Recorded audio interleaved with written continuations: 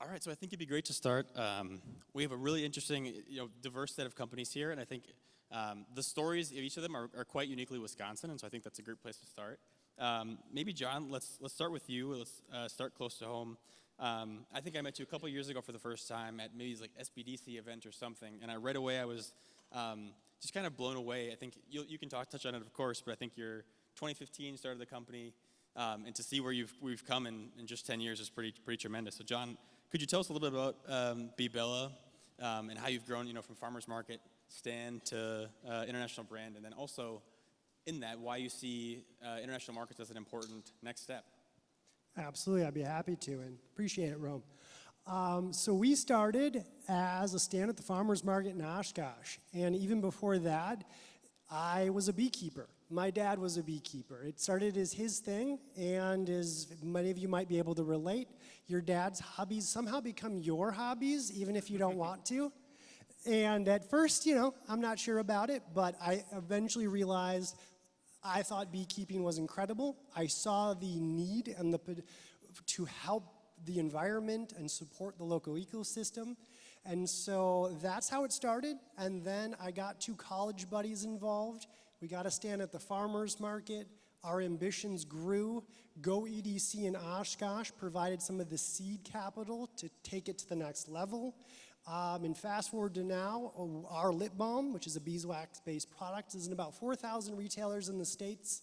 We also sell in Japan and in Europe. And probably our big moment was when we got into Whole Foods, and then it was kind of off to the races after that. Very cool, thanks, John. I think I'm not sure if you have one with you, but I think Christie had one when we met earlier today, which is quite funny. So she knew the product as well ahead of time. Yeah, they both have one, so that's kind of fun. And that wasn't planted; she just had that. Great. So I'll move on to Christie. Christie, let's talk a little bit about Johnson Health Tech. As I mentioned, part of a Taiwan-based company with deep Wisconsin roots. I think you said you've been there in our last conversation 15 years. How have you seen the growth in the location you're at now, growing from, I think it was just one, like you mentioned, to multiple subsidiaries, and how have you seen that, and how has Wisconsin played a role in especially, being in a small town as well?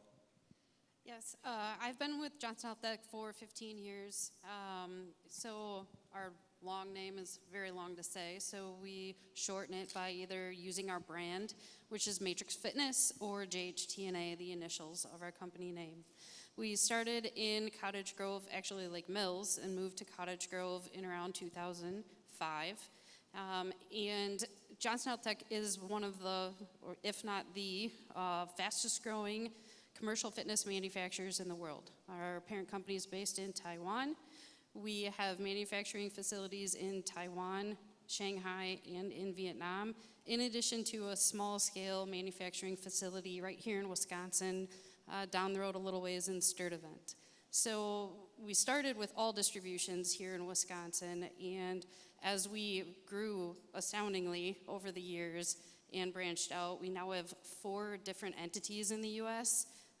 Our entity focuses on the commercial fitness. We also have entities that focus on retail fitness equipment, wellness equipment, and a newly launched entity for hearing aids. Our distribution facilities are coast to coast, and we service every state in the continental and extended U.S. Thanks for that. And I think when you mentioned to me previously, when you started it, what was the company like in terms of size and culture versus now, and employees, even just in your location? How's that been? Yeah, we have currently outgrown our location quite significantly. I think when I started, we were in the mid-100s for number of employees. Today, throughout the U.S., we employ over 1,200 employees across all 4 entities. Right there locally in Cottage Grove, I think we're getting close to almost 500 employees, so we have people on top of people in our facility. So we are looking at our options for expanding facilities. We have purchased a piece of property and are looking to see if this is going to be the right move to continue to invest and build a second headquarters in Cottage Grove for our retail-focused company. I think I planned to ask this a little later, but this seems like a great time. What keeps the company growing in Wisconsin, and what keeps even the foreign ownership buying into this Wisconsin story? I'd say most importantly, it's our people. It's our strong base of the high level of intelligence and skill set we have right here in Wisconsin. So our global research and development team, we have probably close to 100 engineers that work in our facility, from software to mechanical to industrial engineers. Our global marketing teams that do all of our brand marketing for each of our brands. We currently have, I think, 7 different brands, with Matrix being our flagship brand.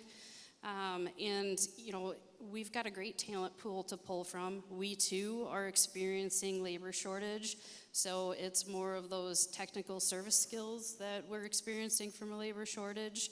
Our call centers, because fitness equipment does break down, unfortunately, once in a while. So we need to have those people ready to help our operators keep their products running. Very cool, thank you. Mike, let's move over to Sue's Ginseng, icon of Wisconsin export economy. In my opinion, I remember when I was in school, we had speakers from Sue's Ginseng as well to talk about it when I took export-related classes in university. And I find it absolutely fascinating. Can you tell us a little bit about that story, and maybe for folks in the audience that don't know how important Wisconsin is to ginseng and ginseng is to Wisconsin, a little bit about that and the success of your business? Sure. So ginseng in Wisconsin is, as previous presenter said, is a niche subsidy or commodity. I think it is that way because of probably a different perspective, in that American ginseng, which is grown both here in Wisconsin, in Canada, and in China, is a species. So when we talk about American ginseng, which is what Marathon County and Wisconsin are known for, I think it's important to understand that the American is the species. In the United States, Marathon County has about 95% of the export. Currently, we are about 10%, though, of the world's supplier because of various global economic situations. Canada is a major producer of it. So right now, as the historic perspective for Marathon County, at the peak, it was $50 million of local economy, bringing money into the local economy. We had 1,500 growers. And when I'm talking about growers, I'm talking about mom and pop shops. I'm talking about, we get an acre, we get 2 acres, and we invest in that. And it's elbow equity. At the time when many of them did it, it was $63, $65 a pound. And in an acre, you could get 1,000 pounds. So you can do the math. Currently, we've gone from 1,500 growers. We're just around 65, 70. In less than 30 years. And the price has dropped from 65 to maybe 23, but our inventory is hard to move right now. So all of the people who started this, the thing about ginseng is it's like the Titanic. It's 7 years. You make a commitment 7 years. So you plant a seed, and you are hoping in 7 years not only you'll get over the agricultural risks, the environmental stuff, that there'll be a market. So we can't stop on a dime. We can't change things quickly. So that's the dynamic that we're facing right now. A historic part of Wisconsin is quickly fading away. Wow. Okay, Mike. Let's stick in that space and maybe get a little bit to the elephant in the room, kind of what's going on right now in the global economy, just as a bit of level setting. And I know you can't really use numbers. I think you have to have numbers from tomorrow to make sure they're accurate for today. But I think the average effective tariff rate across all goods in the United States at the moment is around 17.9%, whereas a year ago we were sitting at an effective rate about 2.3. And so how's that affected your work with ginseng? And I know you talked to me, interestingly enough, also about where things are produced versus the finishing is done and how it's brought back. So you touch a little bit about that and how you're navigating that.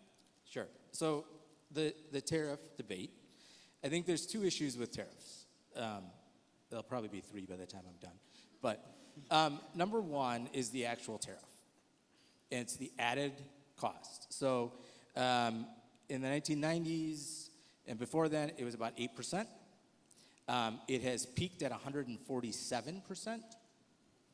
It right now, as of today, is 37.5, I think. I say as of today, our business is really volatile. I left Friday night from work hearing that there were going to be new tariffs imposed by the United States on Chinese goods, okay? In the history of this relationship, it's a tit for tat. United States does that, and then China comes back.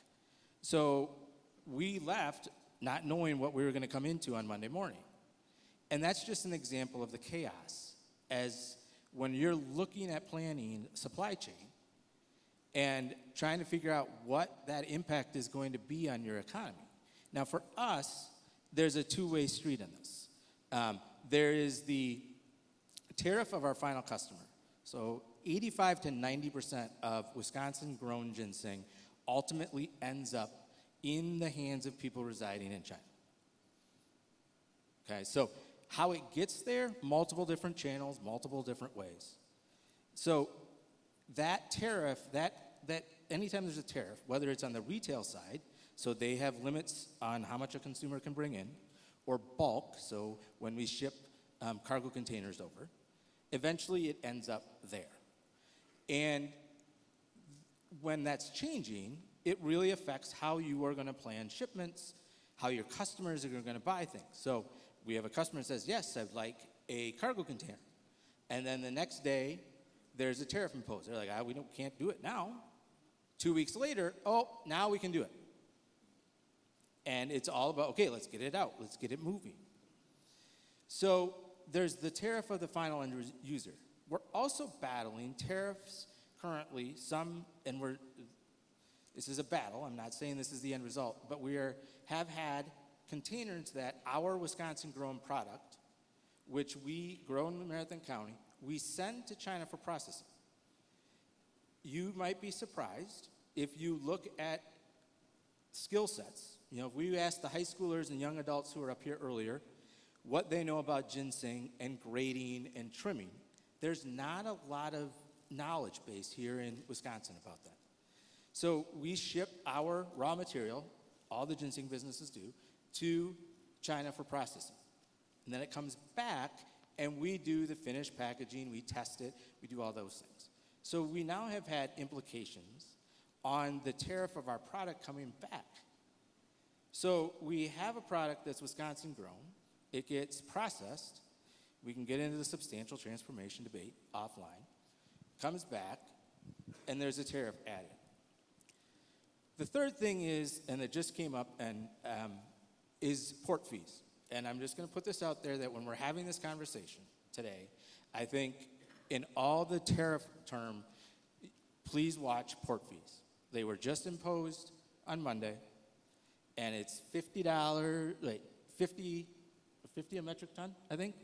So that's quite substantial, and both countries are doing that. And so I think we're still waiting for that to sort of feed down to us, but those are all impacts for us. In follow-up to that, I really want to get to John and Christie's perspective as well, but do you see, and the talk about tariffs and the incentive is to maybe bring the manufacturing back. Do you see that is that an option for ginseng farmers to do processing in the United States? Is there capital? Is that a thing that can be done? Could it be done? Yes. Economically and processing costs and things, it would really change how our business model would be. We would go from a finished product that is highly desired as a gift for folks in China and Asia to bulk only, and it would lose that aspect. So we would lose a huge part for both Sue's as well as some of the other major producers of one of their revenue channels. Okay. John, Christie, any thoughts to add here? I know it's so interesting as well with the size of the companies, right? And like bandwidth on being able to follow this stuff. How do you see it? How does it affect your daily work? Sure. So yeah, to give you an idea, we're smaller than them. We have 7 employees, but 7 employees doing the work of 3 each. So it's a lot to try to keep up on this, and from what I understand, even if this is just your full-time job, it's darn near impossible to keep up on this. But I can tell you just anecdotally how it's impacted us. We, of course, heard about the potential of tariffs during the campaigning. I don't think we expected it to be of this size or perhaps as quickly or really happen in the way it did. But when we heard triple-digit tariffs, we went into disaster planning mode. We stopped hiring. We would have more than 7 if not for the tariffs. That's 100% accurate. We decided not to launch a second product. We decided not to add additional manufacturing equipment because at triple-digit tariffs, our margins go negative. We just can't do it. So this year, we've been bulking up on our finances because we still think there's a potential of triple-digit tariffs, and we want to survive. So the impact for us has been very real and dramatic. That when these were, and to give you even more to this, so we already had stuff on a boat on the way over when we went from nearly 0 to triple-digit tariffs. If that had landed at the wrong time, we would have lost years of profitability. And as a small business, we didn't even know how to navigate a bonded warehouse or this sort of thing. I've learned in the interim, but it's scary times. Christie, any thoughts there? And I'm sure it's much different. I'll add just a little bit to that. It is very volatile and it's unknown, and there are very few experts on the tariff subject.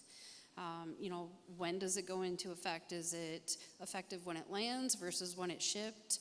Which HST code is involved?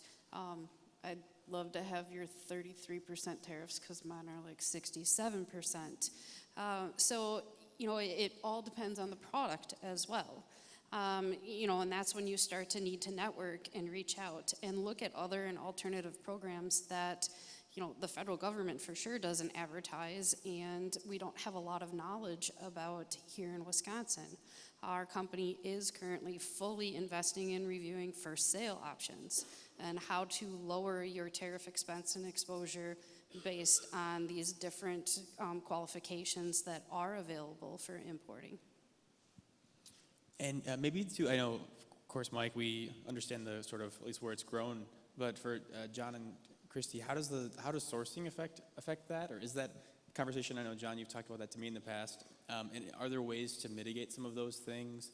Sourced in the U.S., how does that look for you?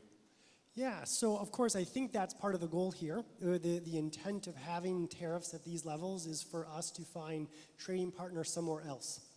The problem is, so the product is packaged in a bamboo tube.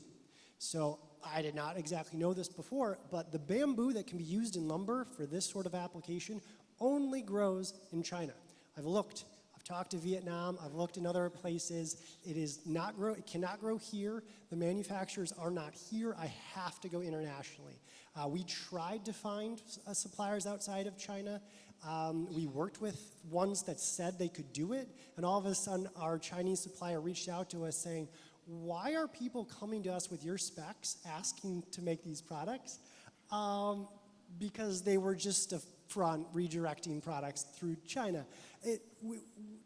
Trust me, we would if we could, but it's not possible to leave China at the moment. Yeah, and I'll agree and follow up on that. It's not easy. You can't bring manufacturing here by flipping a switch. It takes years to build a factory. It takes years to source the products that are needed. We've recently opened a factory in Vietnam. The factory is not at full capacity and it's not fully running for redundant manufacturing yet. The intent was when the election started and the campaigning started, we knew tariffs were a high possibility. So our company looked at what can we do to diversify. And, that's when we moved to Vietnam to manufacture the same products we manufacture today in China. And, it looks at source product. So now the Vietnam government is starting to fully inspect containers there, going, all right, is this China or is this Vietnam products? And what's the value added for the country of origin declarations? So it almost takes a Ph.D. in knowing tariffs to understand if you're doing it right or not. How does that look for you? Oh, go ahead. I was just going to say the tariff for us right now, and one of the things that we're riding right now is that there's this sort of peace treaty sort of agreement for a period of time, so that we have had the benefit of a reduction with China and the United States. That expires November 10th. And so for us, we are, and our fall crop, we can't dry our crop fast enough to get it on the water by November 10th. If we could, we would love to, right? Because we could beat that, but we have this imposing fear of where is it going to go after, and so I think to your point, right, it's, right now, great, this is awesome, but, we would love to be able to know it's going to be 60 more days, 6 months, but that's the unknown, so we can't do things. The reason I wanted to be here today was for this message, so bring this to your legislators. If the goal is to bring back manufacturing, why did we do it on everything? Why, like sales tax, just do finished goods, not inputs? Because myself, and for many other manufacturers, we are being squeezed by the inputs that we are bringing stateside and then further adding value to. But if it was done just on the finished goods, that of course would benefit a business like ours. Looking forward, do you see any opportunities in any of this, or in any of the uncertainty, or in with partners or competition? I know, Mike, you talked to me about competition with Canada in our last conversation. Anything like that? Do I see opportunities? I know that the title of this was Unlocking Opportunity. I know. I'm trying, okay? I will try, okay?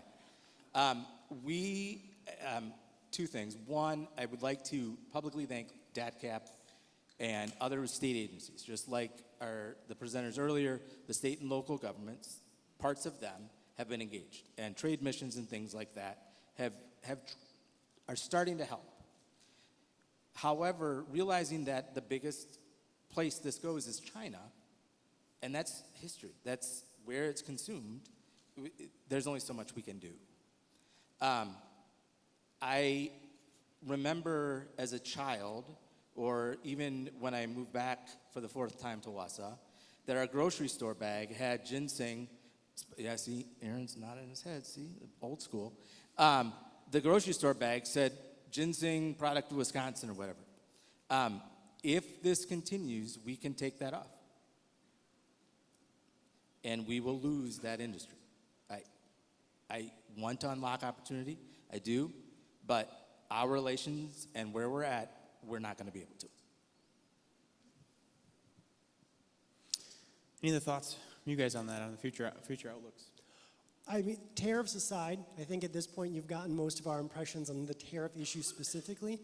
I still like to believe that this is transitory, that either we'll achieve the goals we're after, or it'll be so economically painful we'll retreat on it. I don't know. But longer term, we still see a tremendous amount of value in exporting. Most of the consumers of the world aren't here in the United States. And there are a lot of high income, high discretionary income type folks in Europe and in Japan that are excited to buy our product, and we're very excited to sell it to them. So the immediate future aside, we see tremendous opportunity to grow by multiples from where we're currently at. I'll go a little different direction. Unlocking opportunities. So our company does that. We are continuously looking at innovations where, is the greatest opportunity, hence the 2 actual factories in Vietnam that we're in the middle of producing. So it's looking for that next international trading partner, looking for that next source of the materials that we need. Our products use chips, our products use steel, different plastics. So as we look at where best to manufacture, I don't believe our manufacturing facility in Wisconsin will go away. I believe we need to figure out how to better partner with the experts on how do we automate that facility more? How do we start to source locally more of the products that are used in that facility? We too just transitioned our wood platforms to bamboo, and we're bringing in bamboo from China because it was cheaper than maple, which is what our platforms were previously made out of. And it's looking at that next country to partner with, looking at that next manufacturer to be able to help us source those products. That's really cool. And I think one aside I'd like to mention to hopefully move us away from doom and gloom a little bit and echo the optimism of the last couple panels. I feel that even in my travels, in my work, like we are just so lucky as a state to be where we are, and like the Mississippi River Basin, some of the most fertile land on the earth. We've got the Great Lakes surrounding us. We have so many, we do have so many positive opportunities. I think even in times of uncertainty, we have this optimism, and that's why I think it's so great to be a part of Wisconsin. Thinking about that, what do you guys see as opportunities for future markets? Are you looking at, John, actually interesting, I'd love you to talk about your recent experiences in Japan. I think that was kind of interesting. Sure. So we've been selling in Japan for about a year now, but I had the opportunity to go on a WEDC trade mission just a few weeks, months, or a month maybe ago. And believe it or not, I had originally been selling there without ever having actually gone there myself. But there had been enough in sales, and we wanted to continue to foster that relationship, so we spent the time to go, to see our products in stores, which is pretty cool to think that from being at a farmer's market stand that we're now in the Saks Fifth Avenues of Tokyo, and to get to see that on the shelves was really cool. But it is fascinating how business is done differently in different parts of the world. And I went into a few of these meetings, and it's myself and one coworker and a translator. And on the other side of the table, there was about 35 people. And they operated by consensus, so there was nothing that ever got decided quickly or on the fly. Wasn't just kind of the normal spitballing that I'm used to, but they would put forth proposals, and I could just say yes or no, just right there on the fly, and they got a real kick out of that, because that's not how it works in Japan. And they kind of, wow, the foreigner. So just fun experience, just how things work differently in different parts of the world. But I'll also say, that relationship is, especially in Japan, is so much more than just a business relationship. I mean, going to dinners, getting to know one another, seeing each other's kids is a huge part of it. And I suspect we'll be partners with them because of the connections made through WEDC. They're the ones that made that initial connection too. We'll have that for decades. Christie, how does that look for you? We talked about Taiwan, the foreign ownership. How does that culture affect your work, or between Wisconsin workforce and employees, and also the culture across the ocean? Yeah, so being foreign owned is, it's probably unique. I'm the importer, you guys are the exporter. So a lot of our decisions aren't able to be finally made locally. We do provide influence. We, provide our recommendations as to direction and where to move. But at the end of the day, we are part of a very large network. I believe there's 38 now subsidiaries. We're looking at 2 more countries to open additional companies in the very near future.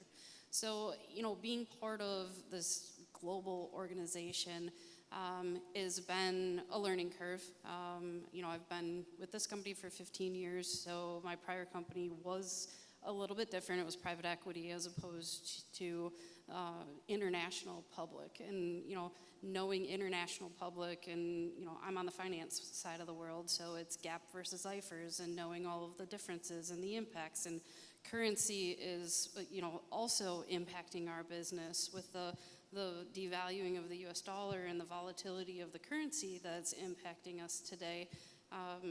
That, is real, and it's also something that's creating uncertainty and that we can't control. Anyone have any other comments on that side on? I guess just, because we had been talking before. So I had the opportunity to have dinner with Steve Forbes the other night. Long story on that. But so Steve Forbes owns Forbes Publishing, and of course ran for the president twice in the 90s and I guess 2000. And I, of course, asking about the political situation and asking his thoughts on the current administration and their philosophies. And the number one issue for him wasn't even the tariffs, although he definitely isn't so much pro-tariff, but he was just horrified that we are publicly talking about trying to devalue our currency. That a stable currency and being the reserve currency of the world has been such a valuable asset for the United States that to have our own Treasury Department talk about trying to devalue it could have a lot of negative impacts. Maybe I know we're getting a little closer in time, and I want to make sure we have time for questions. So maybe one last thought is kind of thinking about the folks in the audience today. You know, with your communities, municipalities, towns, and cities. Why should these folks, you know, care and think about you know, global trade and how does it impact them? And I know, John, you talked about that a little bit already, but do you guys have any other thoughts on that and why the importance and you know, how it affects folks around the state? Anybody? Another one, aside from the obvious, there's just more people to sell to, is I've loved going on these trips and meeting with our customers overseas because they think about things just a little bit differently, and their ideas have helped improve product innovation and helped improve the value proposition for our customers here in the United States too. Very cool. Anyone else have a thought on that? I think most local municipalities or counties have a niche, have something special from them. And to think about the impact of this time on those local small business entrepreneurs, and they're not sitting up here. They're not the soybean farmers who have a huge lobbying group, right? They were at a farmer's market, and they started, and they don't have a voice. And that just because we're the three of us are sitting up here representing ours, there's so many others throughout the state. And what is their uncertainty right now? And what's the impact on them, and how can we support them as a community? I mean, so I'd look at, you know, expanding on that a little bit. So from a supply chain perspective and global trade, you know, the earlier panel talked about transportation and the difficulties of transportation. It exists all the way through business. You know, one of the reasons why we have 3 other distribution facilities in the U.S. is Wisconsin's unfortunately a very expensive and harder place to get containers into and out of. So, you know, our distribution facilities are located closer to ports because trying to get on a rail system that has limited capacity is hugely expensive. You either have to pay a premium or you have to start to do trucking to get your product here. So I think, you know, looking at transportation from the business end of it is going to be very important as we continue to progressively move forward as a state as well. Yeah, but just a handful of minutes left. I'd like to look at some questions. If anyone has questions, definitely please feel free to submit. One listed here, folks wrote thoughts on foreign trade zones, and are they helpful? Does anyone have any thoughts on that?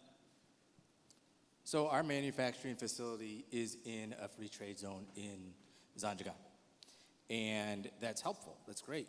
But for us, and we're one of, you know, we still, the impact on our side is the end result. So where we can use that to our benefit, though once the finished product leaves here, our end customer is still going to hit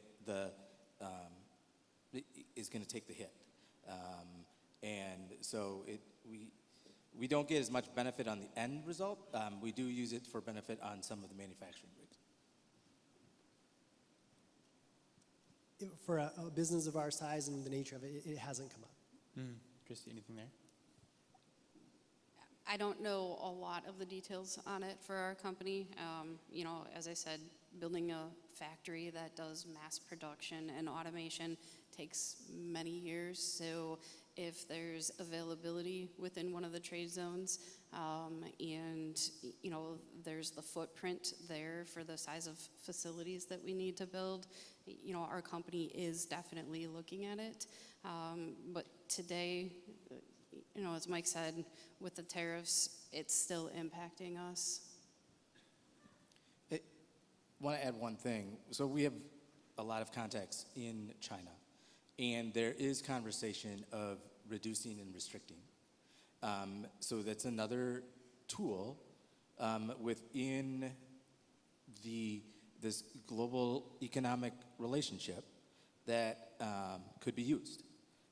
Whether good or bad, that the benefit may not be there. Whether it's they geographically restrict it, whether making it a smaller area, whether they exempt things, but that's not for sure. So I think that's another dynamic that we just don't know how the reactions are going to be towards when each side makes the decision. Go ahead. I will say, beyond just the obvious tariff issue, there's in Japan, they said you should be putting that you're made in the United States more because the Japanese customer loves the United States and views that as quality. We've gotten a different message from Europe, that they're putting labels on anything in their grocery stores or in their stores saying, just so you know, this was made in America. So that beyond just actual tariffs, they're just at the consumer level boycotting American-made products, because from a branding perspective, there will be issues with the rhetoric and the way we've gone about some of this. I got an interesting question here about businesses' voices being heard talking, listening to you guys today, and how can smaller communities support? Does anyone have any thoughts on that? I'm often a spokesman for the WEDC of Oshkosh is the reason we're here. We would have never have been more than a stand at the farmer's market. So what you already did was unbelievably impactful. I'm pretty sure they're back there. So from the initial, the ROI that we've been able to achieve because of that initial seed capital was just absolutely tremendous for us. And we were in our mid-20s or something like that. And, so we could not have gotten capital any other way. So that was tremendously valuable for us. We are absolutely one of the success stories of those types of programs. I think advocacy, I think support. I think learn about what American ginseng is and how you can use it in your products. And if you're interested, let me know. But I think, in honesty, when conversations come about trade missions and conversations and, why are we doing that? Why are we supporting that? These are the stories. These are these relationships are very well could be very beneficial and survival mode for some. So I would advocate, talk to your legislatures, support state projects. I would say, marketing, more marketing. This is a brand new relationship with Johnson Health Tech group of entities and the WEDC. I believe there was a first meeting in August. I got a crash course about a couple weeks ago when I was told I am now the point person for all communications going through the WEDC. And it's been great. It's been an amazing learning experience, and it's, I look forward to it vastly opening up our network of, potential companies that we can connect with in improving automations, in looking at sourcing, and sharing what we've learned, because I do feel we have one of the best import attorney experts in the U.S. Because of some of our relationships and what we're looking at. We've also, unfortunately, had the experience of going through a CBP audit that took 5 years to complete, so I would not volunteer for doing that anytime soon. So knowing your import laws and doing things the right way, double checking, is going to be very important for all businesses as this volatility continues. One other thing I'd be remiss if I didn't say is that, so I originally got my undergrad in accounting, finance, and economics, but when we looked to start this, the B-Bella, I took the E-Seed course from the Fox Valley Technical College because it was this like 12-week program that helped entrepreneurs put together a business plan, make them aware of some of the local resources. They were really helpful, and if your community doesn't have something like that that can help wannabe entrepreneurs learn some of the nuances of building that business plan, getting financing, insurance, what have you, that was a great program. That's cool, and I think especially today, just listening to so many like the young leaders panel. And we were just chatting our group up here with some nice gentlemen from University of Wisconsin Green Bay, I think it was. Maybe an interesting final question or thought is how can this field that we're in and the issues that we have, how can that be solved by some of the youth of the future? I think that's an interesting thing to look at. I know I've seen a couple other states recently do projects on connecting students that work in trade compliance, for example, to business. And did any of you have any thoughts on that, or how do you see the future workforce in what you do?